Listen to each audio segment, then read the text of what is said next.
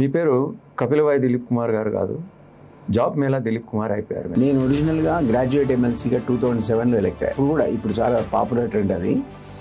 ఓటుకి ఎంత ఇస్తావు అనేటువంటిది ఆ రోజుల్లో అడిగాను. జాబ్ మేళాస్ ఫర్ యూ, అందులో మనం స్కిల్ మేళా కూడా లింక్ చేయొచ్చు, లోన్ మేళా కూడా లింక్ చేయొచ్చు. 3 చేసి పిల్లలు చేద్దాం సార్ అంటే ఇవాళ వెరీ హ్యాపీ. బ్యాంక్స్ మనం మీరు చూసుంటారు, 6 నేషనల్ బ్యాంక్స్ కూర్చోబెట్టారు. కరెక్ట్.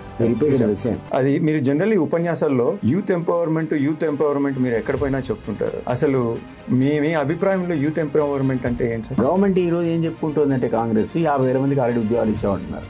2 లక్షలకు 1.5 ఇంకా అవకాశాలు అంటారు. ఆ 1.5 కూడా పెట్టుకుందాం అయిపోతాయని చేయలేడు సార్, ఏ పని చేయలేడు, అలవాట్లేదు కదా. లేదా డ్రగ్స్కు బానిస కావడం. That fellow is becoming liability for society. నేను ఒక 250 మంది గ్రిల్ చేసి ఇంటర్వ్యూ చేశాను సార్, ఇద్దరే సెలెక్ట్ అయ్యారు. అంటే ఏంటి అంటే వాడికి తెలుగు రాట, ఇంగ్లీష్ రాదు, నో కమ్యూనికేషన్ స్కిల్.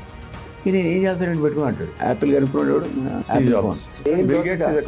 నేను గ్రాడ్యుయేట్ కాదు, టీసీఎస్ అనే ఒక టాటా కన్సల్టెన్సీ వాడికి నాలెడ్జ్ లేకపోతే నేనేం చేసుకోను సార్, వెళ్ళిపోయాడు వదిలేసి క్యాంప్. ఈ డెంట్ సెలెక్ట్ మీ బికాస్ ఆయన చెప్పడం ఏంటి సార్, సమాజంలో ఇప్పుడు అదే మాట్లాడుకుంటున్నారు కదా. స్కిల్ మేళా కానీ జాబ్ మేళాలు కానీ మీరు చేసుకుంటూ వస్తున్నారు కదా. Government is giving DSC public service commission అని అన్ని ఏ పేపర్ లీక్ కాకుండా 28 lakhs ఖాళీ ఉన్నారండి. తెలిసినారు పోయి మీరు కనుక ఎన్రోల్ చేసుకుంటే 35,000 కడతారట 1 month. దాని ఫ్రీ అంటున్నారు. యంగ్స్టర్స్ కెన్ టేక్ మెసేజ్ ఏం తీసుకోవచ్చు, అసలు దాన్ని ఎట్లా చూడాలి బాబు? Never said I.